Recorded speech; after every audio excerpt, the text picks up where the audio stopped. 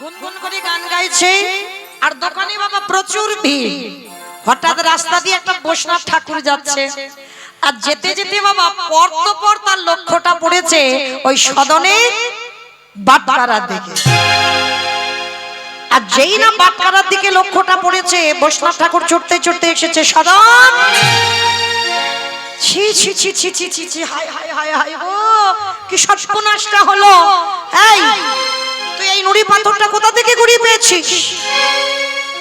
সদন বলছে, বাবাজি আমি জানবো কি করি, আমি তো রাস্তা দিয়ে আসছিলাম আর ওই নুড়ি পাথরটা আমার পায়ে ঠেকেছিল, আর ঠেকতে অত সুন্দর নুড়ি পাথর বলে আমি ওকে বাটকারার কাজে লাগিয়েছি। জানো এই নুড়ি পাথরটা কখন 1 কিলো হয়, কখন 2 কিলো হয়, কখন 5 কিলো হয়। বৈষ্ণব ঠাকুর বলে উঠলেন, ওরে এইটা কোনো সাধারণ নুড়ি পাথর নয়, এইটা হচ্ছে শালগ্রাম শিলা। সব নুড়ি পাথর শালগ্রাম শিলা হয় না বাবা। যেই না বৈষ্ণব ঠাকুর বলেছে এটা শালগ্রাম শিলা, সদন শোনা মাত্র চমকে উঠেছে। কি বলছো? এইটা শালগ্রাম শিলা? আমি তো জানি না। ও মাইরা, ওই রক্ত অবস্থাতে তো ওই নুড়ি পাথরটা ধরে, মানে এক হাতে মাংস দেয় আর ওই হাতে তো নুড়ি পাথরটা ধরে। ভয় পেয়ে সদন বলে উঠলেন, বৈষ্ণব ঠাকুর আমি বড় অপরাধ করে ফেলেছি, আমি বড় ভুল করে ফেলেছি। না আমি এই নুড়ি পাথরটা, এই শালগ্রাম শিলাটা আমি তোমার হাতে তুলে দিচ্ছি, তুমি নিয়ে তোমার কাছে রেখে দাও। একে আমি আমার এই দোকানে রাখবো না, আমি তো না জেনে করেছি। বলো হরি বল। এই জায়গাটা মা ভালো করে শুনবেন। যদিও আপনি না জেনে এরকম করেন, কেউ যখন জানিয়ে দেয় যেটা শালগ্রাম শিলা, আপনি সঙ্গে সঙ্গে তাকে দিয়ে দেবেন? এখানে এমন কোন ভক্ত আছে দিয়ে দেবেন জানার পরে দিয়ে দিতে পারবেন? পারবেন না তো। কিন্তু সদন কেমন ভক্ত দেখো, মানে মনের মধ্যে ওর কোনোদিনই ভাবনা ছিল না যে ভগবান পাবে বা আমি ভগবানকে পাবো, এরকম ধারণা ওর জীবনেও ছিল না। কারণ সেইভাবে তো ভজন সাধন করেনি বাবা। সকালবেলা হলো, হাত মুখটা ধুইয়ে মাংসের দোকানে এলো, ওই যে সকাল থেকে মুরগি কাটা শুরু হলো, এবার সেই সন্ধ্যেবেলা ঘরে যাবে, এত ভিড়। তাহলে সে ভক্ত কি করে পারে যে আমার কাছে ভগবান ধরা দেবে আর আমি ভগবানকে পাবো? জীবনে ভাবতে পারবে না তো। তার নুড়ি পাথরটা দিয়েছে শালগ্রাম শিলাটা, বাবাজি আপনার কাছে রেখে দেন, আমি বড় পাপ করে ফেলেছি কিন্তু না জেনে করেছি। বৈষ্ণব ঠাকুর তাড়াতাড়ি করে নিয়ে গিয়ে শুধু মাথায় চাপড় দিচ্ছে আর বলছে, হায় হায় গো, কি সর্বনাশ হলো, কি সর্বনাশ হলো। তাড়াতাড়ি করে পঞ্চামৃত দিয়ে অভিষেকের ব্যবস্থা করলেন। কত রান্না করেছে, বাজার থেকে সিংহাসন কিনে এনেছে, শালগ্রাম শিলাকে প্রতিষ্ঠা করবে। সারাদিন অভিষেকে ব্যস্ত রইল ওই শালগ্রাম শিলা নিয়ে। আর ওদিকে সদনের অত গুরুত্ব নেই বাবা, যে আমার কাছ থেকে নুড়ি পাথর চলে গেছে মানে আমি একেবারে দিশেহারা হয়ে পড়েছি, সেরকম কোনো ভাবনাই নেই। ও যেমন দোকান চালায়, আজও দোকান চালাচ্ছে। আর ওদিকে শালগ্রাম শিলাটাকে নিয়ে গিয়ে বৈষ্ণব ঠাকুর পঞ্চামৃত দিয়ে অভিষেক করালো। দুপুর বেলা কত অন্ন ব্যঞ্জন তৈরি করে ভোগ লাগালো। সন্ধ্যাবেলায় সন্ধ্যা আরতি হলো। রাত্রিবেলা শালগ্রাম শিলাকে শয়নে দিল সিংহাসনে। বৈষ্ণব ঠাকুর রাতের অন্ধকারে নিজ ঘরে ঘুমাচ্ছেন। শালগ্রাম শিলা স্বপ্নাদেশ দিচ্ছে, বৈষ্ণব আমি কি তোমাকে বলেছিলাম আমাকে সদনের কাছ থেকে নিয়ে এসে তোর কাছে রেখে দে? আমি তো কোনোদিনই বলিনি।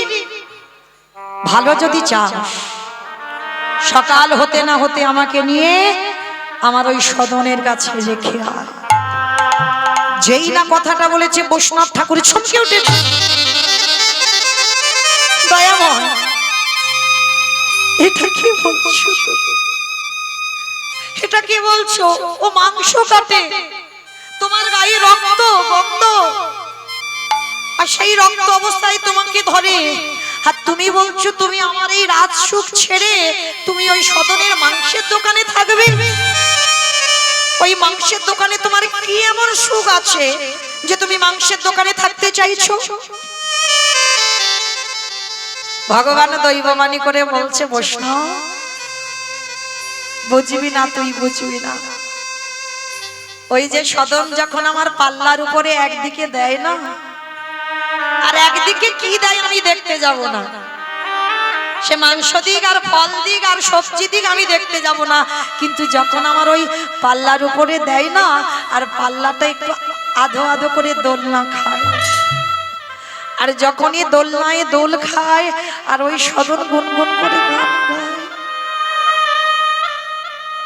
ওইটা যে আমি তোর এখানে পাবো না, আমি ওইটুকুর জন্য আমি সদনের কাছে থাকি।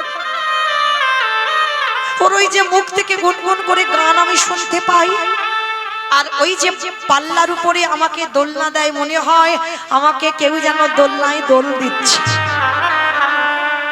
আমি সদনের কাছে থাকতে চাই, আমি তোর কাছে থাকতে চাই না। আমাকে সকালবেলা সদনের কাছে রেখে আসবি। বৈষ্ণব ঠাকুর বলে উঠলেন, দয়াময়, আমি তোমার জন্য এত অভিষেকের ব্যবস্থা করলাম, নিজের হাতে রান্না করলাম কত অন্ন ব্যঞ্জন, আমি নিজের হাতে সন্ধ্যা আরতি করলাম, নিজেই বাজার থেকে সিংহাসন আনলাম, প্রতিষ্ঠা করলাম, তোমার পছন্দ নয়। আজ আমি বুঝতে পেরে গেলাম ঠাকুর, তোমাকে মন্ত্রে তন্ত্রে বাঁধা যায় না, তোমাকে কোনোদিন আচার নিয়মে বাঁধা যায় না। তাই তো তুমি সদনের ওই মাংসের দোকানে। ঠিক আছে প্রভু, সকাল হলো, আমি যাব ওই সদনের কাছে রেখে আসতে। সকাল না হতে হতে ভোর ভোর, কিন্তু একটু বেলা না হলে সদনে তো দোকান খুলবে না, মাংসের দোকান যে ভোরবেলা খুলবে তা তো নয়, একটু বেলা করে খোলে। আর ঘুমালো না বৈষ্ণব, নামাবলী জড়িয়ে শালগ্রাম শিলাটাকে দিয়েছে। একটু বেলা হতে ছুটতে ছুটতে সদনের দোকানে তারে এসে দেখছে সদন দোকান খুলে সবে বসেছে। বৈষ্ণব ঠাকুর গিয়ে সদনের চরণ দুটো ধরে আচার খেয়ে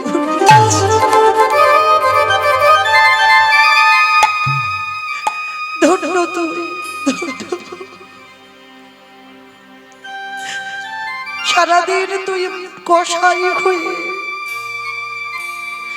সারাদিন তুই এই মাংসের দোকানে থেকে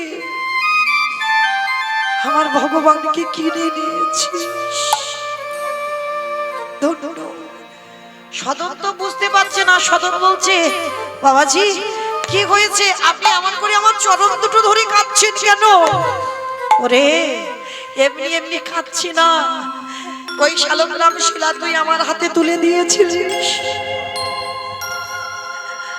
আমি কত যত্ন করে ওকে সেবা করলাম, কিন্তু রাতের অন্ধকারে আমাকে স্বপ্ন দিয়েছে ও আমার কাছে থাকবে না, সদন ও তোর কাছে থাকতে চায়, তাই আমি আর এখানে রাখবো না, তোর সম্পদ তোর কাছে আমি দিয়ে গেলাম। ধন্য ধন্য সদন, তোর জনম ধন্য, তোর মশাই জনম ধন্য। সদন শালগ্রাম শিলাটা ওই মাংস মাপা হাতে নিয়ে, যে সদন কোনোদিন কাঁদতো না, শালগ্রাম শিলাটা নিয়ে বলছে, প্রভু তুমি আমার জন্য সিংহাসন ত্যাগ করেছো, তুমি আমার জন্য ভালো ভালো খাবার রান্না করেছে, সেগুলো না খেয়ে আমার কাছে থাকবে? আমি একজন কসাই, আমি সকাল থেকে কত মাংস কাটি নিজের হাতে, আর তুমি আমার দোকানে থাকতে চেয়েছো? দয়াময়, যে ভগবান আমার জন্য রাজ সিংহাসন ত্যাগ করে চলে আসে, যে ভগবান রাজভোগ ত্যাগ করে আমার কসাইখানায় আসে, আমি কথা দিলাম প্রভু আজকে থেকে আমি আর এই মাংসের দোকানে থাকবো না। আজকে থেকে আমি এই কষাই জনম, আমার মাংস কাটা জনম আজকে থেকে আমি ত্যাগ করে দিলাম। তুমি যদি আমার জন্য সিংহাসন ত্যাগ করতে পারো, আমি তোমার জন্য এই কষাই জনম ত্যাগ করতে পারবো না।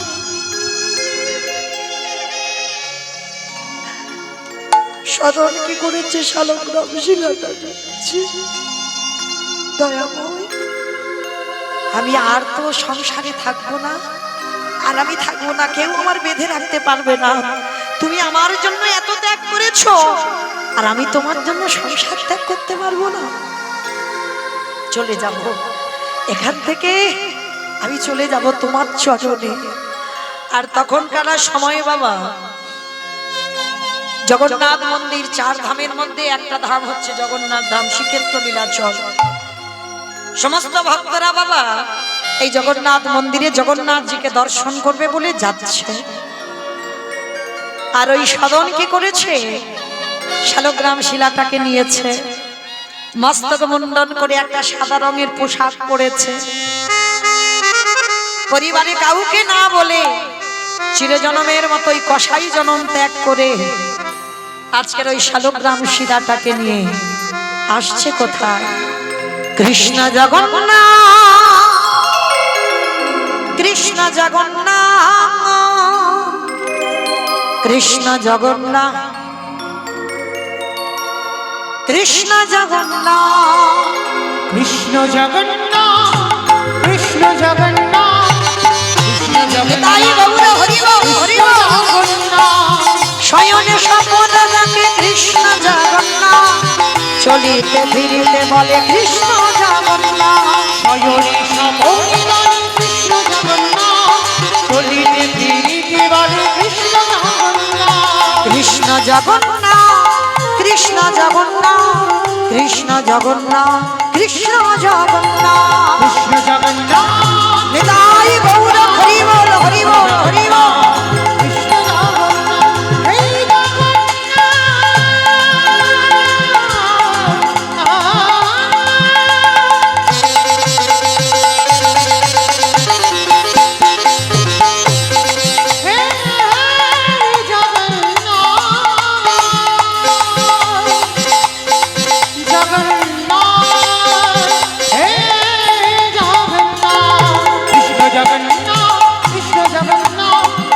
জগন্নাথ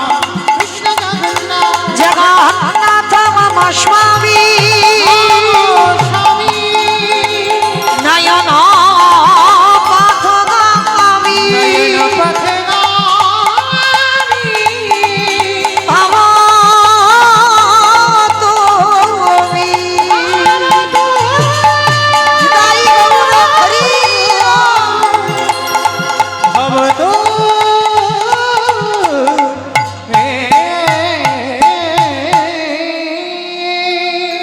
ভক্তরা যাচ্ছে জগন্নাথজিকে দর্শন করতে। আর এই সদনকে সবাই চেনে তো, ওর তো নাম করা দোকান। সবাই সদনকে দেখে বলেন, তোর এত বড় শ্রদ্ধা, তুই একজন কসাই, আর কসাই হয়ে তুই কিনা আমাদের সঙ্গে যাচ্ছিস জগন্নাথজিকে দর্শন করতে? তোর ছায়া মারানো পাপ। সবাই মিলে দূর দূর করছে সদনকে। সদন মনে মনে ভাবছে, এরা তো মিথ্যা বলেনি, সত্যি তো আমি পাপী। আমার মতো পাপী তো আর কেউ জগতে নেই গো। আমি নিজের হাতে কত প্রাণ হত্যা করেছি, তাহলে আমি মহাপাপী। সদন বলল, বেশ, আমি কথা দিলাম আমার ছায়া তোমাদের পড়বে না গো। কি করেছে জানো? ওই যে রাস্তা দিয়ে ভক্তরা যাচ্ছে, ওই রাস্তার পাশে বাবা জঙ্গল তো থাকবে। এখনকার দিন নয়, তখনকার দিনে উড়িষ্যায় আসছে সবাই, উত্তরপ্রদেশ থেকে, বৃন্দাবন থেকে। রাস্তার পাশে যে জঙ্গল, সদন ওই জঙ্গলের রাস্তা ধরেছে, মানে ওর ছায়া যেন ওদের না পড়ে। আর সদন তো চেনে না কোন রাস্তায় যাবে, তো ওদের দেখে দেখে ও জঙ্গলের পথ ধরে ধরে যাচ্ছে। ওদেরকে দেখে দেখে ওরা মেন রাস্তা দিয়ে যাচ্ছে, আর ও জঙ্গলের পথ ধরে যাচ্ছে। কাঁটা আছর ধুলো কাদা বালি, চরণে কত কণ্টক ফুটছে, তবু মনে আশা জগন্নাথ দেবকে দর্শনে যাব। আর ওই চলতে চলতে চলতে চলতে সন্ধ্যা ঘনিয়ে এলো। আর যখনই সন্ধ্যা ঘনিয়ে এলো, পথ হারিয়ে ফেলেছে সদন। আর পথ হারিয়ে ফেলে মা সন্ধ্যাবেলায় একটা পুকুর ঘাটে সদন বসে আছে। আর যখন পুকুর ঘাটে বসে আছে, মানে পুকুরের এ প্রান্তে আছে সদন, আর সন্ধ্যা ঠিক হব মানে দিনের শেষ আর সন্ধ্যা শুরু, ঠিক ওই সময় এক নববিবাহিতা কন্যা, মানে সদ্যজাত বিবাহ হয়েছে, দেখলে তো বোঝা যায়। তা সেই বিবাহিত মেয়ে পুকুর ওদিকে পুকুর ঘাটে ওই কলসিতে করে জল আনতে এসেছে। আর সদন খুব রূপবান, খুব সুন্দর দেখতে, আরো সাদা পোশাক পরে আছে, মস্তক মুন্ডন, দেখেই মনে হবে যেন কোনো সাধু সন্ন্যাসী মানুষ। আর ওই রূপে মগ্ন হয়েছিল বাবা সেই সদ্য বিবাহিতা মেয়েটা। সদনের জীবনটা কেমন দেখো, এবার কি দশা এবার হয়। ভগবানের কাছে যাওয়া অত মুখের কথা নয়। কত ঘাত প্রতিঘাত পেয়েছো যে ভগবান পাবে। ভক্ত হতে গেলে ভক্তদের জীবনে বাবা বারে বারে ঘাত প্রতিঘাত আসবে। সেই ঘাত প্রতিঘাত উত্তীর্ণ হও, তারপরে তুমি ভক্ত। এইবার সদনের জীবন দেখো কেমন, কাম লালসায় জর্জরিত হয়ে পড়ল ওই সদনকে দেখে। সেই নব সদ্যজাত বিবাহিতা কন্যা এসে সদনের কাছে হাত জোড়া করে বলছে, বাবাজি বাবাজি কোথায় যাচ্ছ? মা। প্রথম সম্বোধনে মা বলে সদন সম্বোধন করেছে। মা, আমি যাচ্ছি জগন্নাথ ধামে জগন্নাথজিকে দর্শন করতে। সে কি গো বাবাজি, সন্ধ্যা হয়ে গেছে, এখন যাবে কি করে? এ তো ঘন জঙ্গল, তুমি তো যেতে পারবে না। একটা কাজ করো, রাত্রিটুকু আমার ওই যে সামনে বাড়ি আছে, আমার বাড়িতে রাতটুকু কাটিয়ে দাও। আর রাত কাটানোর পরে ভোর হতে হতে আবার বেরিয়ে যাব জগন্নাথ দেবকে দর্শন। সদন মনে মনে ভাবছে, তাই তো, সত্যি তো সন্ধ্যা হয়ে এসেছে, কোথাও তো থাকতে হবে। আর এইভাবে ঘন জঙ্গলে বাঘ সিংহ শিকাল কুকুরে ছিঁড়ে ছিঁড়ে খাবে, কি করে থাকবো? যাই হোক, মা বলে যখন ডেকেছি, এই মায়ের বাড়িতে রাতটুকু আমি কাটাই। যত্ন করে নিয়ে গেল সদনকে। সন্ধ্যাবেলায় নিজে রন্ধন করে ওই নারী সেবা দিল। সেবা দিয়ে রাতে বিছানা করে দিল, সদনকে শয়নে দেবে বলে। স্বভাব চরিত্র খুবই ভালো, কেউ বুঝতে পারবে না যে ওই নারীটার মনে আজকে কেমন ভাব ছিল। গভীর রাত, সদন শয়নে আছে, এরা স্বামী স্ত্রী ঘরে আছে। রাতের অন্ধকারে ওই নবসদ্যজাত বিবাহিতা কন্যা সদনের ঘরের দরজায় এসে ধাক্কা দিল। সদন দরজাটা খুলেছে, খুলে দেখে না মা দরজায় দাঁড়িয়ে আছে। মা, আপনি এত রাত্রি?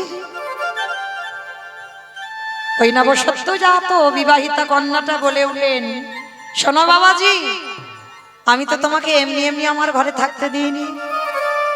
আমি প্রথম দর্শনে আমি যে তোমাকে ভালোবেসেছি, তাই আজকের রাত্রিটা আমাকে গ্রহণ করতে হবে। আমাকে গ্রহণ করে আমার কাছেই তোমায় থাকতে হবে। চমকে উঠল সদন, অসম্ভব, আমি যে আপনাকে মা বলে সম্বোধন করেছি, এটা কি করে সম্ভব হয়? আর তাছাড়া আমার হৃদয়ে আছে শালগ্রামে শিলা, আমি যাচ্ছি জগন্নাথ দেবকে দর্শন করতে। মা, আপনার কোথায় ভুল হচ্ছে, আপনি ক্ষমা করে দেন। এটা অধর্ম, এটা পাপ, কারণ আপনি সংসারী, আপনার স্বামী আছে। ওই মেয়েটা বলে বলেন, ও তাহলে আমার স্বামী আছে বলে তোমার সমস্যা, আর আমার স্বামী যদি না থাকে তাহলে তো তোমার সমস্যা নয় আমাকে গ্রহণ করতে। এত কাম লালসায় জর্জরিত হয়ে গেল। প্রতিটা মানুষের বাবা এই 6টা রিপুই হচ্ছে সব থেকে বড় শত্রু। যদি এই ভক্তি জীবনে বাবা 6টা রিপুকে দমন করতে কেউ না পারে, তাহলে বাবা তার বিনাশ অনিবার্য হবে। এই যে ছটা রিপুকে মারতে বলেনি বাবা, দমন করতে বলেছে। কাম, ক্রোধ, লোভ, মোহ, মদ, মাশ্চর্য, এই যে ছটা রিপু আছে, কেউ যেন ঊর্ধ্বমুখী না হয়, সবকটাকে নিম্নমুখী করো। আর যাদের যাদের এই ছটা রিপু সব ঊর্ধ্বমুখী হয়, তারা বাবা সংসার জীবনে তাদের খুব তাড়াতাড়ি বিনাশ অনিবার্য। ওই জন্য ছজনকে সব দমিয়ে রাখতে হবে বাবা, কেউ যেন মাথা তুলে দাঁড়াতে না পারে। কিন্তু ওই নারী কাম লালসায় জর্জরিত হয়ে যখনই সদনকে গ্রহণ করতে চাইল, তখনই ওই সদন কি করেছিল জানো? বলে উঠল, মা আমি এই রাত্রিবেলা বেরিয়ে যেতে চাই, আমাকে ক্ষমা করে দেন। ভাবলে কি করে যে এই রাতের অন্ধকারে আমি তোমাকে বেরোতে দেব? ছুটে গেল নিজের কক্ষে, নিজে ধারালো চকচকে অস্ত্রটা দিয়ে নিজের ঘুমন্ত স্বামীর মস্তকটাকে ছেদন করে দিয়েছে। মানে ওই নারীর মধ্যে এতটাই কাম লালসায় জর্জরিত হয়ে গেল, নিজের হাতে স্বামীকে হত্যা করলো। আর স্বামীকে হত্যা করে সেই রক্তমাখা অস্ত্র নিয়ে সদনের কাছে এসে বলে উঠল, দেখো তুমি বলেছিলে না আমার স্বামী আছে, আমার সংসার আছে, তাই তোমার সমস্যা। দেখো আজকের আমি নিজের হাতে আমি আমার স্বামীকে হত্যা করেছি। ও মায়েরা, সমাজ তখনও এই রকম ছিল, এখন তার থেকে আরো উন্নত। এই নারীরা রাগলে রাখতে পারে, নারী মারলে মারতে পারে। আমার কথা নয়, শ্রী শ্রী রামকৃষ্ণদেব নরেনকে বলে রেখেছে, নরেন সবাইকে বিশ্বাস করবি, জীবনে নারী জাতিকে করবি। মানে নারায়ণ পর্যন্ত নারীর মন বোঝে না, ভাবতে পারছে? তাহলে নারী কি বস্তু? এরা রাখলে রাখতে পারে, মারলে মারতে পারে। এরা যদি মনে করে কোন পুরুষকে বাবা সবার মাঝখানে মাথা নিচু করাবে, ওরা হাসতে হাসতে পারে, কেউ রোধ করতে পারবে না বাবা। আর এই সমাজ এমনই একটা সমাজ, গোটা সমাজটা বাবা মিথ্যার দিকে ধাইবে, কেউ সত্যটা প্রকাশ করবে না। আর যদি তুমি সত্যটা বলতে যাও, তাহলে তোমার প্রাণ দিতে হবে। এটাই সমাজ, শুধু এখন নয়, তখনকার দিনেও ছিল। দেখো সদনের সঙ্গে কি হয়। এইবার যেই না বাবা নিজের স্বামীকে হত্যা করেছে, সদন তো চমকে ভয়ে থরথর করে কাঁদছে। শালগ্রাম শিলাটা বুকে নিয়ে বলছে, হে জগন্নাথ, হে নারায়ণ, তুমি আমার কোন বিপদে ফেলে দিলে। এই নারী যদি নিজের স্বামীকে একটা রাতের জন্য যদি বধ করতে পারে, তাহলে এই নারী তো আমাকে যে কোনো মুহূর্তে আমার প্রাণ নিয়ে নেবে। প্রভু তুমি বলে দাও, আমি কোন পথ ধরবো, আমি কোথায় যাব? কিছুতেই তো নারীটাকে গ্রহণ করবে না। শেষে নারীটা সিদ্ধান্ত নিল, বেশ তুমি যখন আমাকে গ্রহণ করবে না, চিৎকার করে বাবা গ্রামের লোকজন এক জায়গায় করলো। আর গ্রামের লোকজনকে ডেকে সবাইকে যখন এক জায়গা করলো, সদনের গলা ধাক্কা দিয়ে ঘর থেকে বের করানো হলো। গ্রামের যারা বিচারক, যারা বিচার করে, যারা গণ্যমান্য ব্যক্তি, তাদেরকে ডাকা হলো। বলেন মায়েরা, একটা সদ্য বিবাহিতা কন্যা, তার বাড়িতে একটা পরপুরুষকে গলা ধাক্কা দিয়ে বার করা হচ্ছে। কেউ কি বিশ্বাস করবে সমাজে যে ওই নারীটার দোষ? কেউ বিশ্বাস করবে না বাবা। কেন? সদনের কাছে কোনো প্রমাণ তো নেই, বিশ্বাস করবে কি করে? এইবার ওই নারী বলে উঠলো সবার মাঝখানে দাঁড়িয়ে, জানো এই বাবাজি রাতের অন্ধকারে আমার ঘরে রাত কাটাতে চাইলো, আমি ভাবলাম বাবাজি বলে আশ্রয় দিলাম, কিন্তু জানো ও নিজের হাতে আমার স্বামীকে হত্যা করে আমাকে পাবার লালসা জাগিয়েছে। সদন দাঁড়িয়ে দাঁড়িয়ে হাসছে আর বলছে, জগন্নাথ, এটা তোমার কেমন লীলা গো, যেটা আমি কিছুই জানলাম না, কিন্তু সবার মাঝখানে বলা হচ্ছে আমি ওই নারীকে পেতে চেয়েছি, আমি ওই নারীর স্বামীকে হত্যা করেছি। যারা গ্রামের বিচারক, এ মেয়ে তো বলেই যাচ্ছে, সদন তো কিছু বলছে না, মাথা নিচু করে আছে। গ্রামের যারা বিচারক তারা বলছে, সদন তুমি কিছু বলো। সদন করজোর করে বলল, দেখেন আমি যদি সত্যিটা বলি কেউ তো বিশ্বাস করবে না, তাহলে সত্যি বললে যখন বিশ্বাস করবে না, তাহলে আমি বলে কি করব? কেন? এই মেয়েটা যে কথাগুলো বলছে, তার মানে তুমি বলতে চাচ্ছ ভুল, মিথ্যা, একটা নারী কোনোদিন পারে? সদন বলে উঠলেন, ওই যে বললাম, আমি যে সত্য প্রমাণ করব, আমার কাছে কোনো প্রমাণ নেই। ও, তার মানে তুমি দোষী, তুমি অন্যায় করেছো, তুমি এই হাত দিয়ে তুমি ওই নারীটার সবেমাত্র বিয়ে হয়েছে, ওই নারীর স্বামীটাকে হত্যা করেছো। তাই কে আছিস প্রহরী, যা একে শাস্তি দেওয়া হবে। সদন তো জানে যে আমি শাস্তি পাবো। সদন শুধু একটাই কথা বলেছিল, আমাকে শাস্তি দেন, আমি সব শাস্তি মাথা পেতে নেব, কিন্তু আমার যেন মৃত্যুদণ্ডটা দেওয়া না হয়। কেন জানো? আমার জন্য নয়, আমি শুধুমাত্র যাচ্ছি তো জগন্নাথকে দেখতে, আমি এখনো পর্যন্ত দেখতে পাইনি, তাকে কেমন দেখতে আমি জানিও না। আমি জগন্নাথকে দেখতে যাব, ওই জন্য আমার মৃত্যুদণ্ডটা দেবেন না। বিচারপতিরা বলে উঠলেন, বেশ, ও যখন মৃত্যুদণ্ডটা চাইছে না, ওটা দিস না, কিন্তু একটা কাজ কর, ওর ওই যে হাত দিয়ে ওই নারীটার স্বামীটাকে হত্যা করেছে, ওর ওই দুটো হাত কেটে ফেলে দে। সবার মাঝখানে সদন দুটো হাত বাহির করে দাঁড়ানো, এরাই কৃষ্ণ ভক্ত। ওই যে বললাম, কতটুকু জীবনে কষ্ট পেয়েছো, কতটুকু বদনাম পেয়েছো। কৃষ্ণ ভক্ত যদি হবে বাবা, তোমাকে বদনাম নিতে হবে। সমাজে সবাই তোমাকে প্রথম বেহুচ্ছুতি করে দেবে, মাথা নিচু করে দেবে, তবেই হবে তুমি কৃষ্ণ ভক্ত। ভগবান একটু ঘষে নেবে না, যে দেখি ও কতটা সইতে পারে, ও কি করে মাথা তুলে দাঁড়াতে পারে। এরাই কৃষ্ণ ভক্ত। সবার সামনে হাত দুটো বার করে দিল, আর ওই ধারালো চকচকে অস্ত্র দিয়ে সদনের দুটো হাত কেটে ফেলে। যখনই দুটো হাত কেটে ফেলে দিল, সদন বলল, একটা কথা বলবো তোমাদের, আমার হাত যখন নেই, আমি শালগ্রাম শিলাটা তো ধরতে পারবো না, এই নামাবলী দিয়ে আমার মাথাতে এই শিলাটাকে একটু বেঁধে দেবে। হাত যদি না থাকে বাবা, শালগ্রাম শিলাটাকে নেবে কি করে? সবাই মিলে ওকে দেখে বাবা শালগ্রাম শিলা মাথায় বেঁধে দিল। আর সদন বলে উঠল, দয়াময়,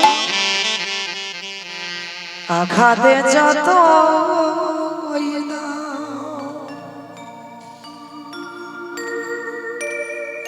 শক্তি দিও শক্তি,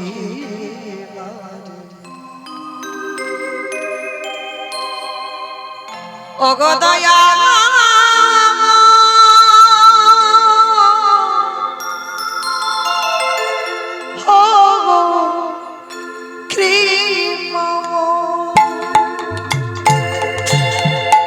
হাতে যত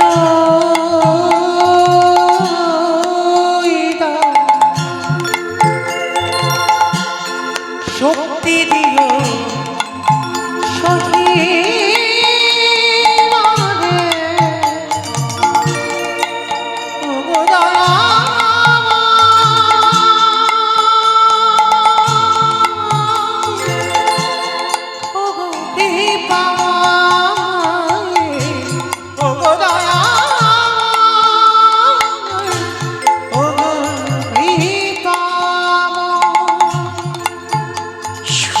তো সবাই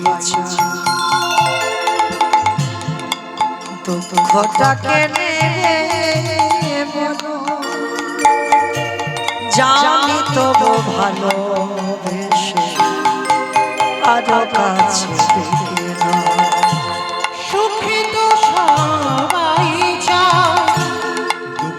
কাকে নেবে বলো, জানি তুমি ভালোবেসে আরো কাছে টেনে নাও।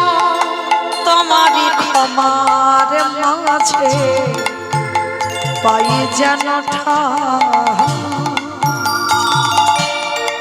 তুমি ছাড়া এ জগতে মরণ। আরে তোমার ক্ষমার মাঝে পাই যেন ঠাঁই, তুমি ছাড়া এ জগতে মরে কেহ নাই। কৃপাদানে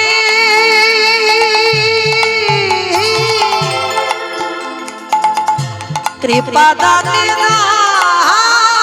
প্রভু চরণ তোমার,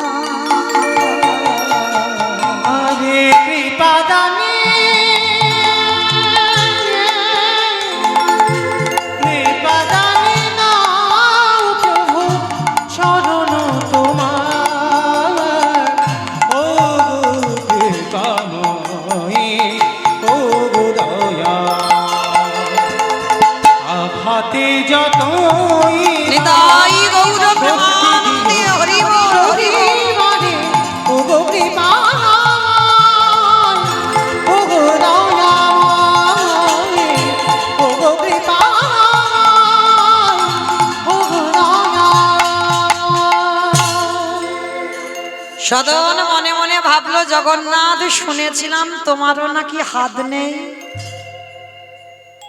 তার মানে তুমি কি তোমার মতো করে নিচ্ছ আমার? শুনেছি কানে তোমার নাকি হাত নেই, ওই জন্য তোমার মতো করে নিলে। সদন মনে মনে ভাবলেন আর আমি পায়ে হেঁটে যাব না। এবার কঠিন সংকল্প নিল সদন, ওইখান থেকে গন্ডি কাটতে কাটতে জগন্নাথের কাছে যাব। যার দুটো হাত নেই শালগ্রাম শিলাটা মাথায় নামাবলি দিয়ে বাঁধা, আর ওই গন্ডি কাটতে কাটতে সদন যাচ্ছে জগন্নাথের কাছে। যে পথিকরা বলেছিল তুই পাপী, তোর ছায়া যেন না পড়ে, তারা দেখা মাত্র চমকে উঠেছে। সদন এত কষ্ট করে যাচ্ছে জগন্নাথের কাছে। হে জগন্নাথ, আর কষ্ট দিও না ভক্তকে, এবার তুমি একবার ওকে দর্শন দাও। সারা শরীর রক্তে রক্তাক্ত হয়ে আছে, যে বস্ত্রটা সাদা পোশাক, একটাই পোশাক পরে আছে, জীর্ণ মলিন শত ছিদ্র দুর্গন্ধ। সেই উত্তরপ্রদেশ থেকে গন্ডি কাটতে কাটতে আসছে, কতদিন সময়, শুধু একটাই কথা বলে যাচ্ছে, হে জগন্নাথ, আমার প্রাণটা চলে যাওয়ার আগে যেন আমি তোমাকে দেখে যেতে পারি। আর পারে না চলতে, আর এইভাবে আস্তে আস্তে চলে এলো জগন্নাথের সিংহদ্বার। পূজারীরা দেখা মাত্র বলে বলেন, এই এই এই, ছি ছি ছি ছি ছি ছি, কি গন্ধ গো! এই কোথাকার মানুষ, কোথা থেকে এসেছিস? যে এখান থেকে বেরিয়ে যাও, গায়ে থেকে গন্ধ বেরোচ্ছে, এখানে তোকে ঢুকতে দেওয়া যাবে না। এমন গলা ধাক্কা দিয়েছে, সদন একেবারে পড়ে গেছে রাস্তায়। হে জগন্নাথ, যদি বা এলাম, আমাকে এরা ঢুকতে দেবে না বলছে, তুমি এসো না একবার আমার সামনে, আমি তো যেতে পারবো না গো তোমার কাছে, এরা কেউ যেতে দেবে না। আমি যে অনেক আশা নিয়ে এসেছি, আমি যে বেশি দিন বাঁচবো না গো।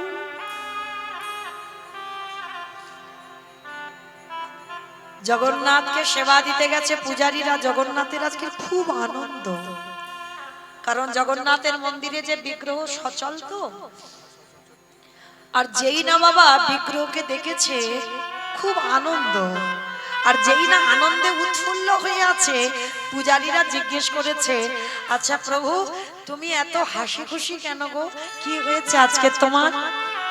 জগন্নাথ হেসে বলছে, জানো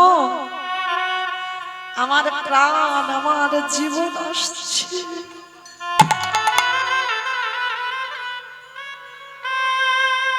অনেক কষ্ট করে আসছে আমার কাছে, যাও যাও যাও, পালকিটা নিয়ে যাও, পালকিটা নিয়ে আমার ভক্তকে আমার কাছে নিয়ে এসো। আজ আমার ভক্ত এসেছে, ভক্তকে পালকিতে করে নিয়ে আসবে। পূজারীরা ছুটে গেল সিংহ দুয়ারে, আর সিংহ দুয়ারে গিয়ে বলছে, কে আছো জগন্নাথের বন্ধু? জগন্নাথ আজকের আদেশ দিয়েছে জগন্নাথের ভক্তকে পালকিতে করে জগন্নাথের কাছে নিয়ে যেতে হবে। কে এখানে জগন্নাথের ভক্ত আছো? কে গো মায়েরা, ধরো যদি এই কীর্তন আসরে এসে কেউ যদি হাঁকে, কে জগন্নাথের ভক্ত আছে এসো পালকিতে উঠবে। কি গো, সবাই ছুটে আসবে না? সবাই ছুটে যাবে না? এইরকম ঘটনা সেদিনও ঘটলো। চারিদিক থেকে সে একেবারে পিঁপড়ের মতো লোক ছুটে আসছে, সবাই নাকি জগন্নাথের ভক্ত। কিন্তু জগন্নাথ তো সবার কথা বলেনি, জগন্নাথ বলেছে আজকের আমার প্রাণ, আজ আমার জীবন এসেছে। একজন সবার কথা বলেনি। তাহলে এই যে এতগুলো ভক্তের মধ্যে যারা দাঁড়িয়ে আছেন, বসে আছেন কীর্তনীয় সম্প্রদায়, এর মধ্যে একজন, এতগুলো ভক্তের মধ্যে একজন ভগবান বলেছে একজন ভক্ত এসেছে, তাকে পালকিতে করে নিয়ে এসো। আচ্ছা বাবা, চিনবে কি করে?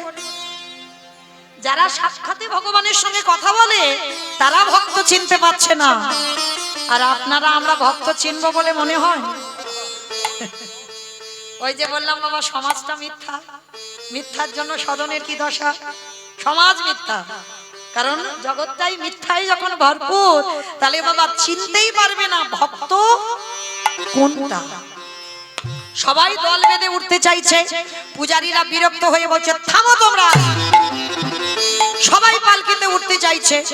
আর ওদিকে সদন বসে বসে ভাবছে, জগন্নাথ আজকের আমি তোমাকে না দেখতে পাই, কিন্তু ওই যে ওরা হাঁটছে নাকি তোমার ভক্তকে পালকিতে করে নিয়ে যাবে, তাহলে তোমাকে না দেখি তো কি হয়েছে, কিন্তু তোমার ভক্তকে তো দেখতে পাবো।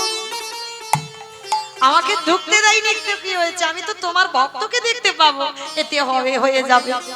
এইবার পূজারীরা কাউকে নেয়নি, চলে গেছে জগন্নাথের কাছে। এ জগন্নাথ, পাচ্ছি না, তোমার ভক্ত কোথায়? ও তো সবাই পালকিতে উঠতে চাইছে, তাহলে সবাই কি তোমার ভক্ত? ভগবান কিলকিল করে হাসছে, হায় রে, এরা আমার পূজা দেয়, আমার সেবা দেয়, এরা ভক্ত চেনে না।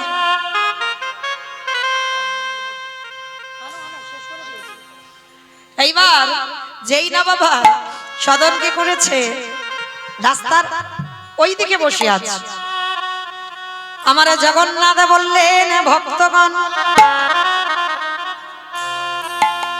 ওই মন্দিরের সিংহ দুয়ারে গিয়ে দেখো যে আমার ভক্ত হয়েছে। শুধু একটাই নমুনা দিল, কি নমুনা?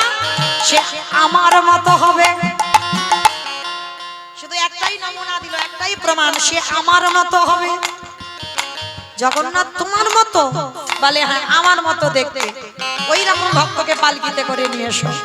এইবারে পূজারীরা গেল সিংহ দুয়ার। সিংহ দুয়ারে গিয়ে চারিদিকে দেখছে জগন্নাথের মতো কে। সদনের কাছেই গিয়ে দাঁড়িয়ে আছে, কারণ একটু আগে তো ওকে বের করে দিয়েছে মন্দির থেকে, ঢুকতে দেয়নি তো। চারিদিকে শুধু খুঁজে খুঁজে দেখছে জগন্নাথের মতো দেখতে কে, জগন্নাথের মতো দেখতে কে। আর এই ভাবতে ভাবতে আর ওই গন্ডি দিয়ে আস্তে আস্তে তো সদন অত রূপবান, জগন্নাথের মতো চেহারাটা মুখ হয়ে ধুলো কাদা বালি তো গন্ডি দিচ্ছিল, রক্ত কাদা ধুলো বালিতে চোখে কালি পড়ে গেছে, চোখে একেবারে বসে গেছে, সে যেন জগন্নাথের মতো রূপ হয়ে গেছে। হাত কাটা বসে আছে, নয়ন জলে হা জগন্নাথ, হা জগন্নাথে বলে কাঁদে। আর ভক্তগণ চারিদিকে দেখতে দেখতে যেই না নিজের দিকে তাকিয়ে চমকে, এই ভাই এই দেখ দেখ দেখ, এর চোখ দুটো জগন্নাথের মতো, এর আবার হাত নেই, তার মানে একে তো আমরা সকালবেলা বের করে দিয়েছিলাম, তার মানে কি আমাদের প্রভু এর কথা বলেছে? আচ্ছা রেখে বলল সদনের চরণে, সদনকে সবাই কোলে করে তুলে নিল আস্তে। কিন্তু মনে রাখবেন বাবা, যশ খ্যাতি মান শুকুরের বিষ্ঠার সমান। এইটা মনে রাখতে হবে বাবা। যারা ভক্ত তারা জীবনে প্রতিষ্ঠা চায় না, সম্মান চায় না। ভক্ত হবে বাবা, একাকী নিরজন হয়ে যেতে হবে, সমাজ থেকে গুটিয়ে নিতে হবে, তাকে একাকী হয়ে যেতে হবে, তবেই হবে তুমি ভক্ত। আর একে পালকিতে করে নিচ্ছে সদন, বলছে কি একই বাবা তোমরা সবাই আমায় পালকি তুলছো কেন?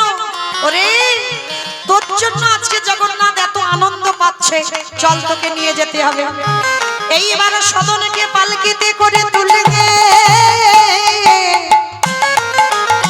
আমার জগন্নাথের সম্মুখে গিয়ে সদনকে দাঁড় করালো। ওরে সদন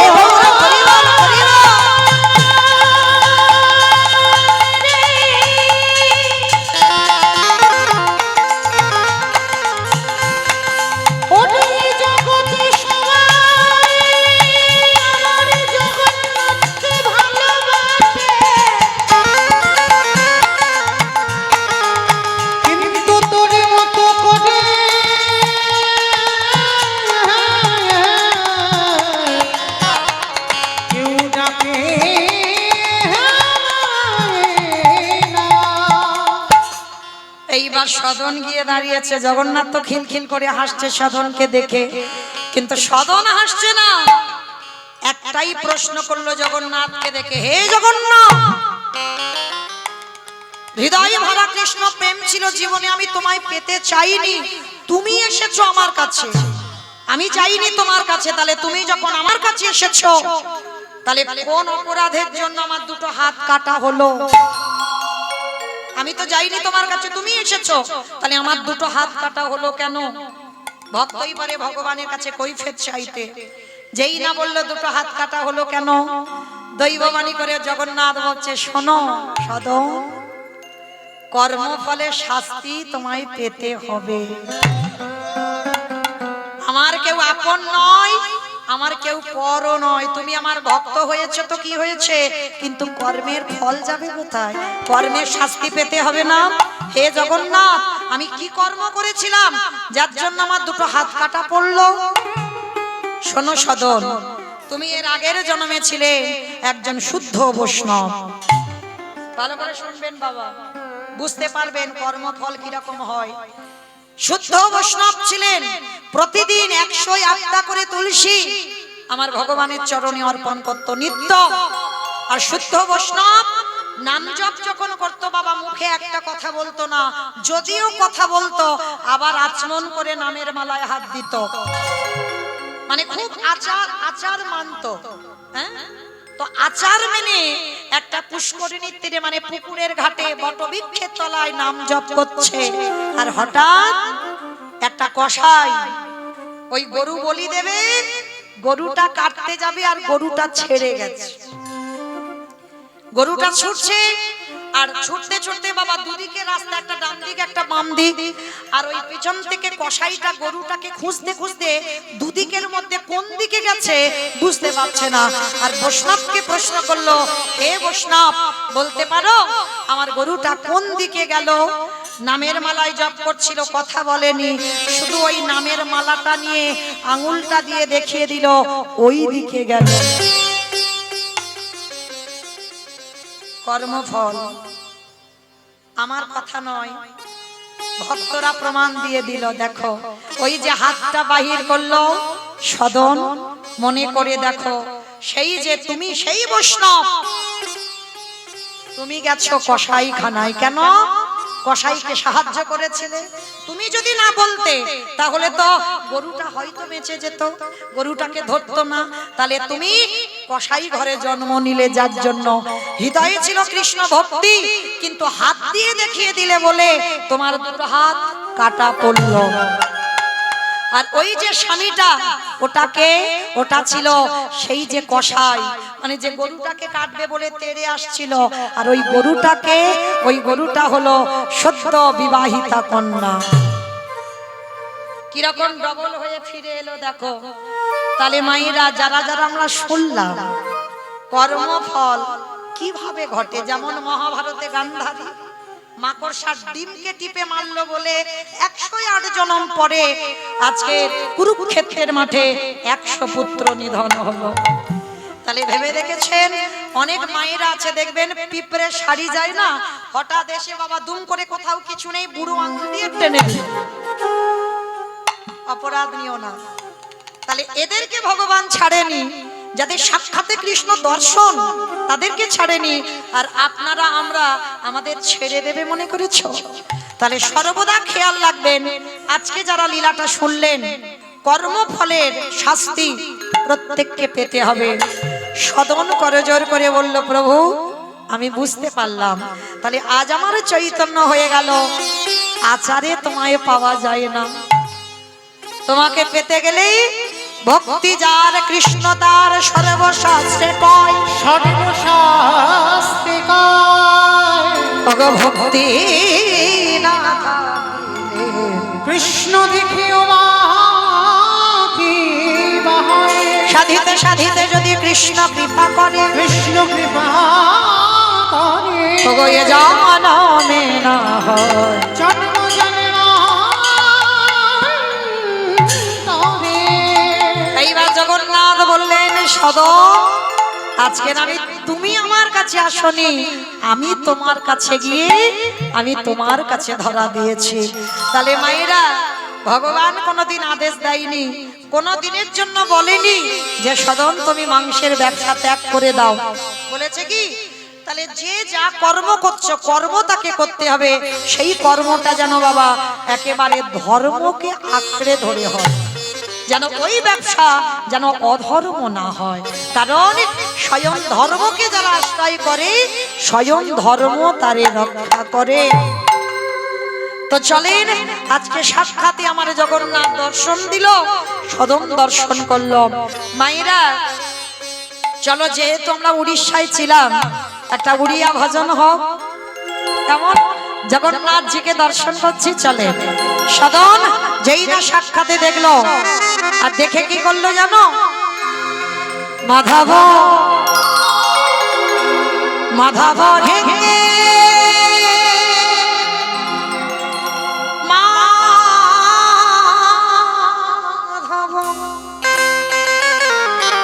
মাধব মাধব হে মাধব, উলুধ্বনি মাধব হে মাধব, মাধব হে মাধব, মাধব হে মাধব, মুখে পাখরে পেট পুরে খাবো, মুখে পাখরে পেট পুরে খাও, মুখে পাখরে পেট পুরে খাবো, মুখে পাখরে পেট পুরে খাও, ছান্ন ভোগ দেগে নাহি গো মাধব হে মাধব, তাই গৌর হরি বল। মাধব হে মাধব, ঝাঁটি মাটি ঘরে রেখো মোর সুখে, মাটি মাটি ঘরে রেখো মোর সুখে, ঝাঁটি মাটি ঘরে রেখো মোর সুখে, মাটি ঘরে রেখো মোর সুখে, রাজ্য মহলে নাহি গো মাধব হে মাধব, তাই গৌর হরি বল। মাধব হে মাধব,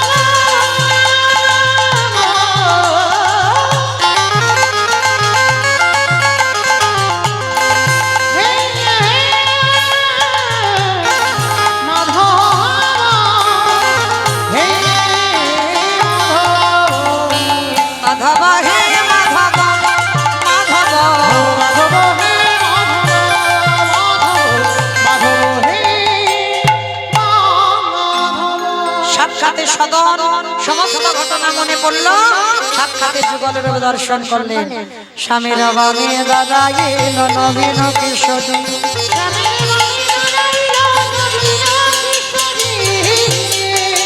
স্বামীর বামে দাদা এলো নবীন কিশোরী, ললিতা বিশাখায়াবি